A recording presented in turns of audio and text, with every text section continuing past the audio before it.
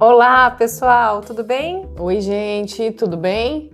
Desenrola Vai Beber, 11º episódio. A gente vai continuar no tema da traição. Por que a gente vai continuar nesse tema, gente? Porque teve muitas solicitações.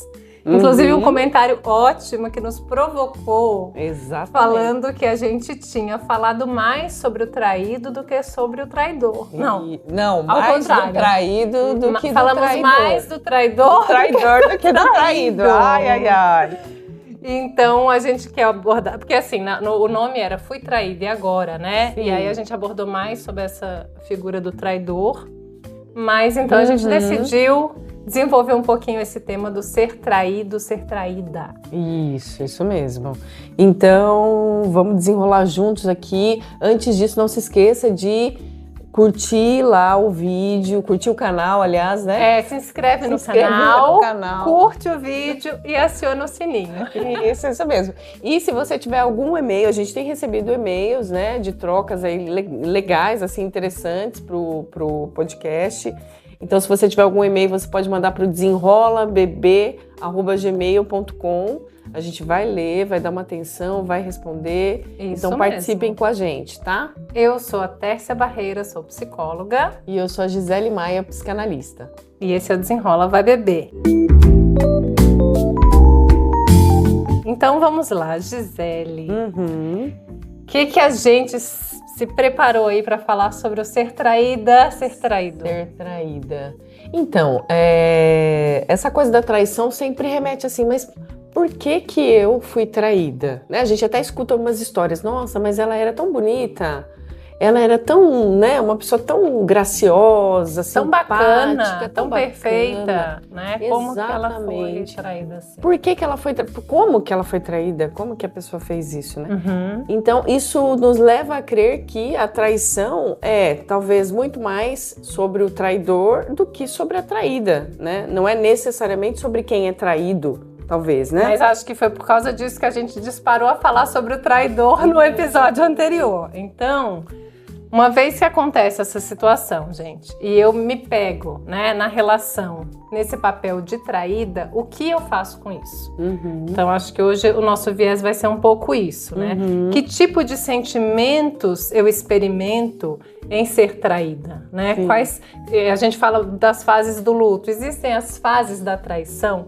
Eu imagino que, inclusive, a questão de ser traída é um pouco passar pelo luto, né? Que é um pouco essa questão da decepção, de perda da relação, de um ideal, né? De sonhos que seriam construídos ali, que nem sempre esses sonhos eram compartilhados da mesma forma. Então, às vezes, eu estou numa página da relação imaginando algo e o meu companheiro, a minha companheira, está em outro. Né? Outro, exatamente. Até porque, assim, esse desejo que o outro, né, aliás, o que mobiliza no outro o desejo para a traição, ele é muito, muito individual, né, muito particular e que a gente, e às vezes a pessoa que é traída não vai conseguir chegar, né, não vai conseguir entender.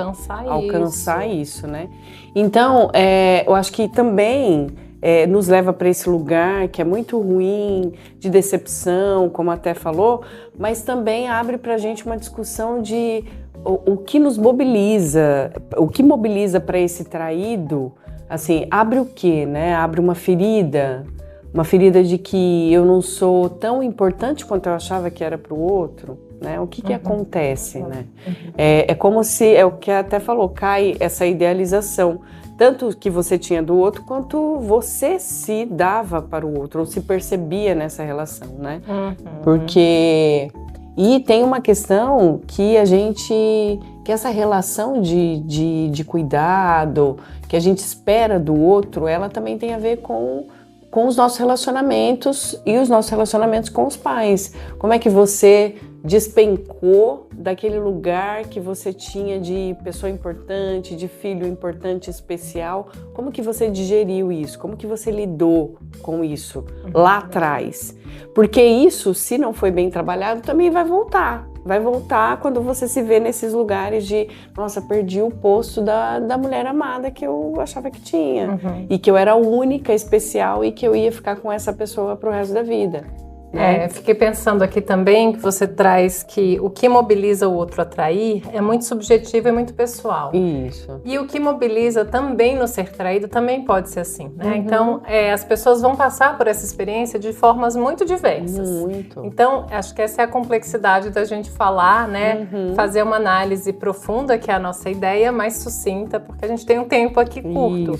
Mas vamos falar, em alguma medida, nem todo mundo vai se ver em tudo isso, né? Então as pessoas lidam diferentes, mas justamente por conta desse sentimento de rejeição, que a gente já abordou em outro episódio, né? Então, nem todo não pode ser ouvido como uma rejeição, e nem toda traição pode ser encarada dessa forma tão dramática, né? Exatamente. E tão, enfim, meu mundo caiu, né?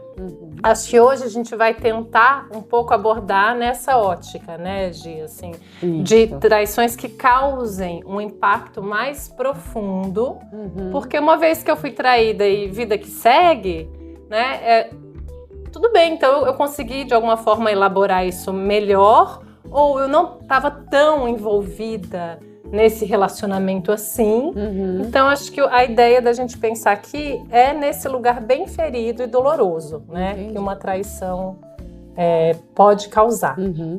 A traição, ela mexe, a gente falou aqui no primeiro episódio sobre traição, que afeta diretamente a confiança que a gente tem no outro, mas afeta também a nossa autoconfiança, né? Gera pra gente uma insegurança, então você vai para esse lugar muito frágil, né? Depois que você é traída, se você é traída, ou traído, né? E aí você tem que lidar com essa insegurança que automaticamente é gerado, né?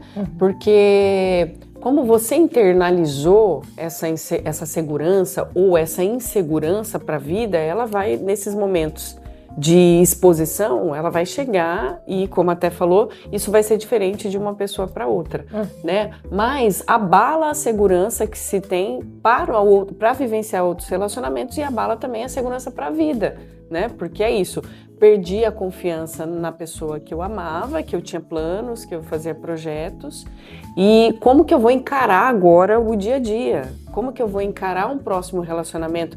Como eu vou encarar uma amiga quando diz que vem e não vem, né? Como que as relações elas mudam depois que você passa por esse lugar e fica mais frágil, né? Perfeito. Então, acho que quando a gente se depara com isso na clínica, né, em alguma medida, a gente vai precisar tentar justamente trazer um pouco, claro, que fazer algumas reflexões sobre como eu estava nessa relação, que inseguranças eu já tinha, mas em alguma medida ser traída, a gente precisa entender que isso fala muito mais da pessoa que trai, né? E que a gente acaba projetando esse sentimento em todas as outras pessoas, gerando essa insegurança porque abala minha autoconfiança, né? Abala a autoconfiança. Então, e em alguma medida, a gente precisa olhar para isso também, né? Como que era essa autoconfiança antes disso acontecer?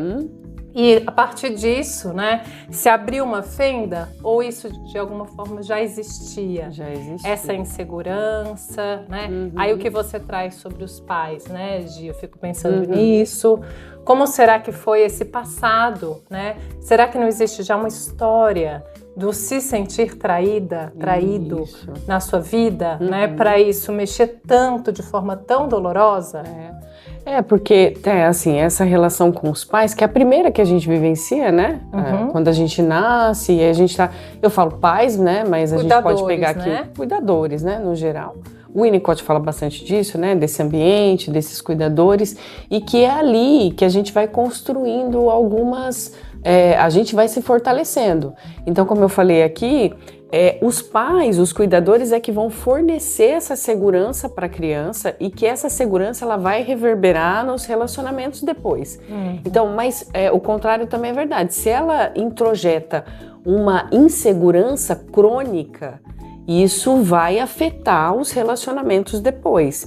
E assim, claro, parte dessa insegurança a gente vai trabalhar no dia a dia, né? Nas experiências de vida mesmo. Mas tem uma outra parte que fica no nosso inconsciente. Então, se lá atrás eu tive esse movimento de não ter internalizado segurança dos meus pais, dessa vivência com os meus pais, quando eu passo por situações desse tipo, como uma traição, que é algo pesado, essa insegurança ela vai vir de um jeito que eu não consigo nem explicar. Eu falo, nossa, eu tô me sentindo tão insegura que eu não sei de onde vem. Então, esse não sei de onde vem pode estar relacionado a essas vivências anteriores com os cuidadores, né? Então, isso a gente descobre onde? Na clínica, né? E falando sobre isso, não é algo simples, mas que a gente tem que cavucar. De onde está vindo tanta insegurança? Por que eu não consigo desenvolver essa autoconfiança? Já era assim antes de eu ser traída ou não? Como até falou, né? E aí, acho que abre uma outra discussão aqui também. Como eu me relaciono com o outro. Eu coloco o outro no centro das atenções, né? O outro é o meu tudo na vida.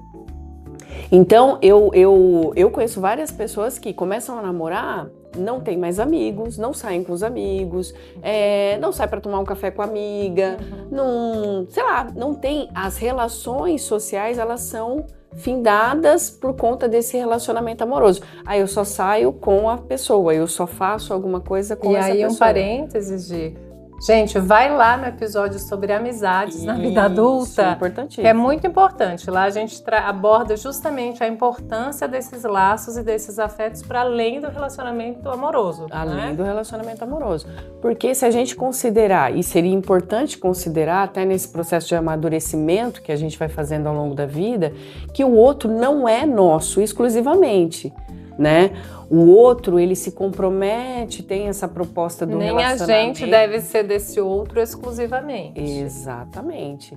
Então, e entender também que, como eu falei no começo, que esse desejo, ele vai se deslocando. E pra gente também é assim. É que, sei lá, às vezes tem mais disponibilidade daquele que traiu, né, e ele fazer isso do que quem foi traído, mas isso tá para os dois lados. Então, o quanto você se abre para novas relações, você não se fechar também no seu relacionamento, trabalhar a sua individualidade, né, em tudo, no trabalho, construir outras coisas para além dessa pessoa, não deixar ela não colocar ela no centro, facilita você a trabalhar essa segurança se acontecer alguma coisa desse tipo, né? Tem algumas pesquisas que falam até que 80% das pessoas já traíram, especialmente no Brasil, né? Então as pessoas traem, assim, a gente fala, mas é do humano? Talvez, porque não tá no amor, tá no desejo, né? Como a gente falou no episódio anterior. Isso vai flutuar, né? E aí acho que tem esse dado cultural importante, que é justamente essa idealização do relacionamento amoroso me completar, né? Isso é tudo pra mim. Isso. Então, quanto mais eu coloco, né, toda a minha libido voltada para isso exclusivamente, mas eu gosto de uma analogia que eu uso eventualmente, que é sobre uma barragem, sabe? Barragem de água. Sim. Então é como se eu tivesse que conter os meus desejos para além daquilo. E isso gera ressentimentos vários, né? Então, gente, esse sentimento de quando se é traído, essa raiva toda que brota, mágoa, também tem muito a ver com isso. Tudo que eu abri mão, né? Tudo que eu pelo outro, ou seja, será que também estava sendo saudável a forma que eu estava levando essa relação? Para que aquilo... enfim, né, me desmonte desse jeito. É saudável eu abrir mão de todos os meus desejos pelo outro? Não é, né? Não estamos aqui, gente, passando pano para quem trai, né? Não é isso. Até porque esse ato de trair me parece um ato de extrema covardia, né? De assim, justamente porque eu não dei conta de falar sobre meus desejos, de elaborar meu desejo ali, eu acabo caindo nesse lugar, né? Que seria mais fácil, né? Entre aspas ali, mas uma possibilidade que é me esquivar de assumir algumas coisas, né? Mas, em alguma medida, muitas vezes tem isso. E isso a gente está falando da traição, mas isso vai além da traição. Então, muitas vezes, eu escuto também na clínica, mesmo quando não tem essa questão da traição, esse sentimento de ressentimento em relação ao outro, porque o outro não fez algo que eu gostaria. Exatamente. Isso aparece muito nos serviços domésticos. Eu limpo a casa todo dia, toda semana, eu me dou para os filhos, eu vou, busco, eu faço isso, e ele não faz nada, ele só trabalha. A gente escuta muito isso. Sim. Né? Mas o quanto que vocês conversaram sobre isso, o quanto que também você foi assumindo e deixando a sua vida social de lado? Achando que esse é um lugar, né, assim, e que infelizmente existe ainda essa construção social, né, muito machista, de que esse é o espaço da mulher. Sim. E que eu sempre reflito sobre essa expressão da rainha do lar, da dona de casa, né? Então, em alguma medida, é como se eu atribuísse um valor a esse papel. Isso. Então, olha, você tem esse troféu, você é a rainha do lar, você é a dona de casa, né? E a gente tentar caber nisso, vai gerar muita frustração. Vai gerar muita frustração. E é importante a gente olhar para essas frustrações ao longo desse processo, no cotidiano mesmo. No cotidiano. Inclusive, olhar para isso e olhar também para essa ideia de que a gente tem essa importância máxima para o outro e de que o outro de que o outro tem sempre que colocar você na prioridade, que isso nunca vai acontecer com você porque o outro falou que te ama. Esse nunca, ele é muito amplo, assim, e a gente não tem controle disso, né? Então, quando a gente começa também a olhar para a relação, né, e que isso vale pra gente, que não, pra gente fala assim, né, eu tô me colocando aqui no lugar do traído, né? O traído também está para ele que isso pode mudar a qualquer momento. Inclusive dele trair, sei lá, enfim, as relações, a vida tá aí, né? E aí, pensando por esse lado, né, Gil, acho que isso só aumenta a tensão na hora que você se depara com eu podia ter traído e não traí, né? Então, assim, e é isso mesmo, né? É isso mesmo, podia ter traído. Na hora... Passou. Quando a gente tem o desejo e a gente abre mão deste desejo, né, por uma outra pessoa, né, para, enfim, ter um caso, né, eu abro mão dessa possibilidade pelo combinado que eu tenho com o meu companheiro e minha companheira, eu estou fazendo uma escolha. Sim, né? Que é importante. Que é importante. Então, cada vez que eu faço essa escolha, que eu falo não para este desejo específico, e sim para meu combinado, eu estou sendo leal com esse acordo. E isso é muito legítimo, essa raiva que brota desse lugar, né? De tipo, porra, quantas vezes eu também tive nesse lugar de ter vontade e não fiz, né? E aí você vai lá e faz, né? O que faz de você ter esse direito de fazer isso e, enfim, né? E eu não fiz, então tem um sentimento meio que de injustiça, né? De ser injustiçada. Não é sempre que vai aparecer isso, gente, porque veja, isso depende muito até desses desejos, né? Então, se eu coloco o desejo... De como você vê também a traição, de uma maneira mais... Como você vê, né? Assim, acho que culturalmente a traição, eu assim... na experiência, na clínica com adolescentes, isso já vem de sempre, assim. Não, mas está implícito que tem que ser... Um relacionamento monogâmico. Um relacionamento monogâmico, fechado e pronto, né? E muitas vezes não tá, né? Não, e mesmo sendo monogâmico e fechado, existem outras formas, né? De você se relacionar com amigos, por exemplo, que possam gerar ciúme. Então também tem isso. Estava assistindo Casamento às Cegas. Ouvi muito falar desse casamento, não assisti ainda. Então, eu comecei assistindo 50 Mais, que socorro, né? Um dia, quem sabe, a gente pode fazer só uma crítica sobre as coisas pops que acontecem por aí. Mas esse específico foi Casamento às Cegas França. Né? Porque eu tava querendo fazer um comparativo entre as culturas. E aí tem uma cena que a moça, né, que ela tá ali, aceitou o pedido de casamento, essa é a ideia, né? Eles falam ali na cabine, até tem um momento que um pede para casar com o outro, geralmente o homem que pede a mulher, né? Quando existe essa inversão também, eventualmente existe algum incômodo. Claro. Porque esse papel é um papel do homem. Do homem, segundo o nosso machismo patriarcado. E aí, enfim, ela aceitou, eles vão para uma segunda etapa, que é a lua de mel. E depois vão para a etapa vida cotidiana. E aí, na vida cotidiana... Que aí o negócio acontece, o bicho pega. Vai conhecer trabalho, celular, eles têm acesso ao celular porque não tinham.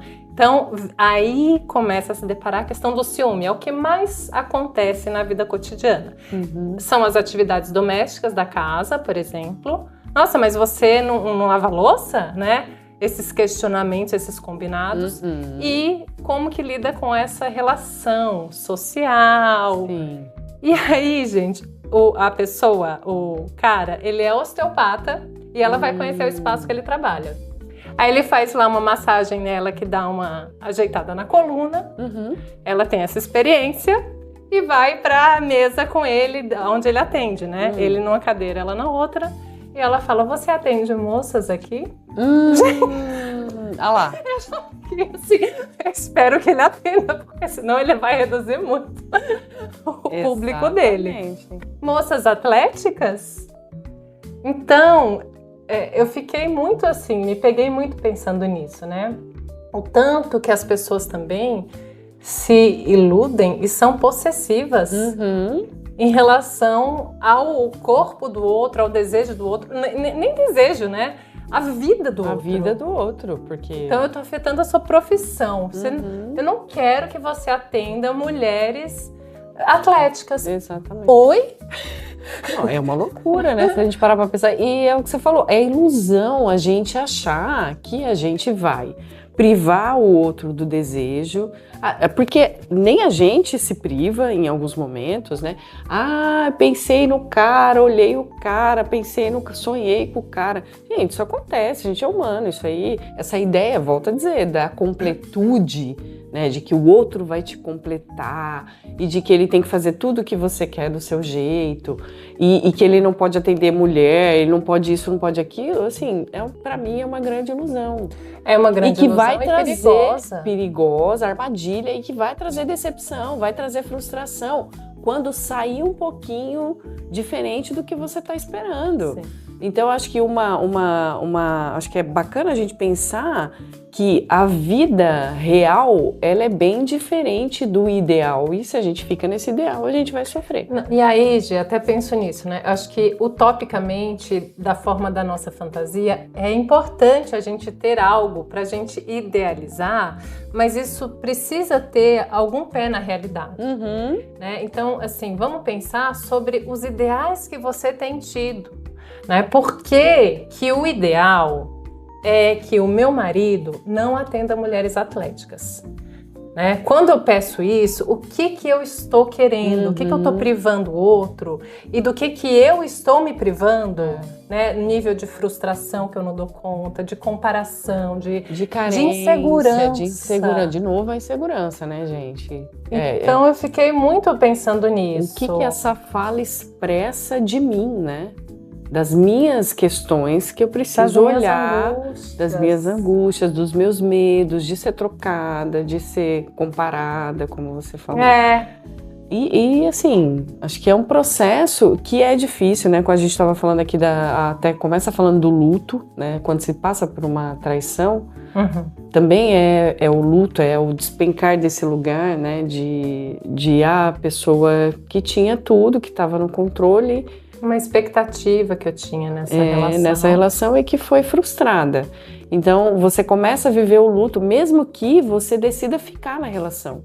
Depois que você teve essa traição, tem casais possibilidades, né? Isso. E aí vamos que a pessoa procura terapia de casal, né? Ou a terapia individual, para justamente falar, nossa, o que eu faço agora? Fui traída e agora? O que eu faço? Agora, o que eu faço? Porque essa pessoa que foi traída, ela pode aceitar vivenciar uma nova história, com novos combinados, porque é nova história, né? Acho que começa, é um recomeço, mas com cara de novo, né? Porque você tem que trabalhar autoconfiança, a confiança no outro, o quanto se olhar, o quanto você dá conta de estar nessa relação. E também para o outro que trai, ele precisa entender que ele vai precisar falar sobre isso. Não dá para negar. Não dá para negar, tem que pôr os limites e precisa falar sobre isso. Porque o que a gente escuta é, nossa, mas você não me perdoou? Então a gente não tem que ficar falando sobre isso mais. Mas entender que quem foi traído precisa, às vezes, retomar esse assunto. Precisa voltar e falar sobre isso. E quem traiu, tá aberto. Né? Não negar, tá aberto a ouvir. Se eu estou a fim de continuar com essa relação, eu vou precisar fazer esse movimento de aguentar, de dar conta. Porque isso também é esse papel de reparação. Né, Gi? É o suportar o processo, né? Exato. E o seu processo e do outro. Sim. Né? Afinal, você extrapolou na hora que você trai, né? Você atravessou o caminho do outro também, você afetou o outro nisso. Isso. Então, na hora dessa reparação, você tem que suportar por você e pelo outro, né? Exato. Então, a traição, acho que de uma maneira geral, ela abre aí buracos, né? Ela abre em quem traiu, que... Né, em algum momento se sente culpado, a gente não sabe bem como cada um absorve isso, né, lida com isso, mas para quem foi traído, abre um buraco e no sentido de que eu vou precisar me olhar, vou precisar, não é trazer para si só culpa, foi culpa minha, eu devia ter me cuidado mais, aqueles pensamentos as que promessas que vão vir abaixo disso, agora eu vou fazer isso e aquilo que você quer, né? Eu vou estar mais presente, eu vou isso, eu vou aquilo. Acho que não é nesse sentido, mas é se olhar para o que você dá conta de vivenciar num próximo relacionamento ou naquele mesmo que você vai ficar. Você analisar a relação que você tinha com você mesmo, de autoconfiança, de segurança, como a gente falou aqui, de como que você vive uma vida individual para além do relacionamento. Estudiosos falam muito, a Esther Perel também fala isso, dessa vida que a gente precisa ter em conjunto, em casal com o outro, mas que a gente precisa também ter sozinho. A gente precisa ter os nossos momentos, é um livro que quer ler, é um filme, é um cinema sozinho, sei lá, coisas que cada um vai entender como boas para si, né? Mas abre, acho que um diálogo consigo mesmo, uma reconexão, porque do mesmo jeito que o traidor trai, às vezes ele volta lá naquele lugar de nossa, me senti tão vivo, apaixonado, como a gente falou no episódio anterior, Sim. Né? Para quem foi traído, também abre um buraco de reconexão consigo mesmo.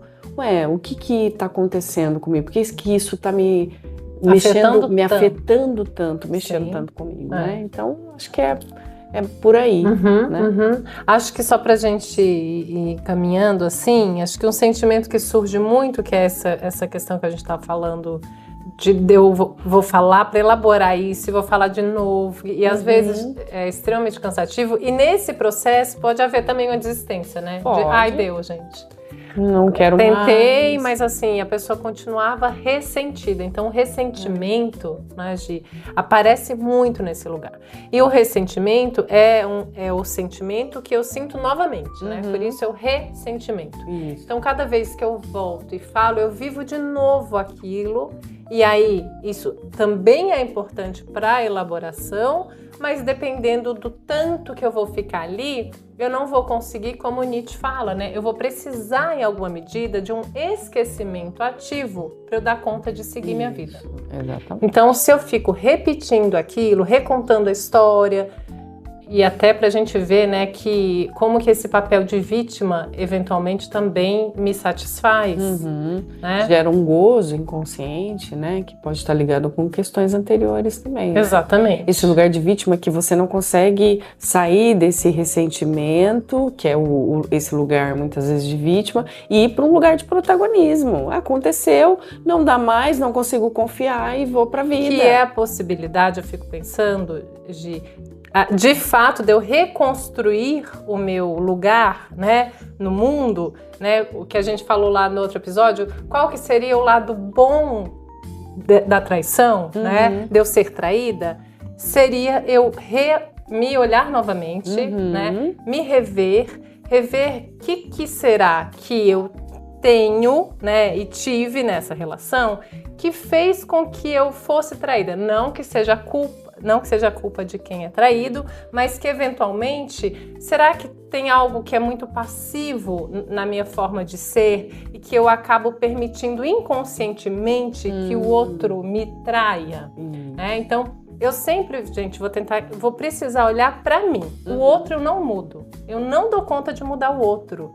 Então, nessa experiência, o que eu olho pra mim, gosto de mim e falo, não quero abrir mão disso. E que eu olho e falo, nossa, acho que de fato essa minha insegurança acaba provocando que eu seja traída, por exemplo. É bem isso, né? Já ouviu falar dos ciúmes? A pessoa muito ciumenta, assim, de fato, ela às vezes quer que o outro vá embora, porque é tão insuportável, né? Que eu acho que é um pouco isso, né? Mas também, Té, aí como você tá falando, tem isso, né? Eu fico nesse lugar de vítima porque eu tenho um gozo aí, né? E também tem essa coisa da projeção, porque eu não tenho coragem de trair muitas vezes. Acho que a gente não vai entrar muito nesse assunto. Mas acho que vale a pena você... Mas eu queria só que você voltasse e falasse do gozo, porque assim, essa linguagem da psicanálise do gozo, às vezes, né, o público não entende tão bem. Entendi. Né? O que é esse gozo? Então, assim, ficar nesse lugar de vítima produz, quando a gente fala assim, um gozo inconsciente, é porque não é algo concreto, não tá claro isso para quem. Por que eu não consigo sair disso? Eu entro no relacionamento e aí, de novo, a pessoa me trai, mas daí eu vou e fico. Pode ser essa projeção, porque você projeta no outro, porque na verdade você gostaria de ter essa coisa de trair, isso tá em você, nos seus relacionamentos, mas você não faz, e aí você projeta isso no outro, você vai e fica com aquele que trai. E você não consegue sair disso. Porque isso gera em você um gozo, que a gente fala que é algo inconsciente, porque está relacionado... É um sofrimento prazeroso, exatamente. Que está ligado na sua história de vida. Porque provavelmente alguns os relacionamentos com os cuidadores... Teve isso, né? Assim, essa coisa de você, essa indisponibilidade às vezes do pai, e você ter que ficar o tempo inteiro lá fazendo coisas para ser vista, para ser reconhecida. Então, isso é clínica, né? A gente não tem como diagnosticar, aliás, a psicanálise não diagnostica, mas assim, isso é clínica, pra gente conhecer a história e por que você tá ficando ali. Mesmo sabendo que aquilo não está te fazendo bem, né? Então, esse gozo inconsciente que a gente fala é esse sofrimento psíquico, mas ele gera um prazer. Então, eu fico ali. Porque, de alguma forma, eu me identifico, por exemplo, com aquilo. Essa é a minha história. Eu fui assim quando eu era criança, né? Então, aquilo me traz um papel, uma identidade, que a minha narrativa vai ser aquela, né? Então, eu ganho importância na hora que eu falo sobre aquilo, né? Então, é isso. Eu tô sempre reclamando, mas eu tô sempre ali. Mantendo essa relação que faz eu reclamar, né? Eu não consigo sair daquilo. E não necessariamente é sair da relação, tá? É sair desse movimento repetido de eu não aguento mais. Ele sempre faz isso? Tá. E o que você faz com o que ele faz, né? Então, é um pouco isso. Então, gente, às vezes o que a gente traz aqui pode ser um tapa na cara. Eu queria só colocar no colo. A pessoa que foi traída, eu só queria dar um abraço e falar, ai, amiga. Mas a gente tá aqui com um papel. Não funciona só assim, né? De refletir, de acolher, né, essa dor, mas também e agora, gata, vamos lá, né? O que a gente faz com isso? O que você vai fazer com isso? Vamos que aconteceu na sua né? vida? Vamos amadurecer com tudo isso. Bom, acho que a gente desenrolou bem, traídos de plantão. Traídos e traídas de plantão, sintam-se acolhidos. E vamos pensar sobre isso. Curte se você ainda não curtiu o episódio, né? Isso. Curte e compartilha com quem você acha que pode estar no papel de traidor, de traído, enfim. Exatamente. É isso, gente. Até mais. Até.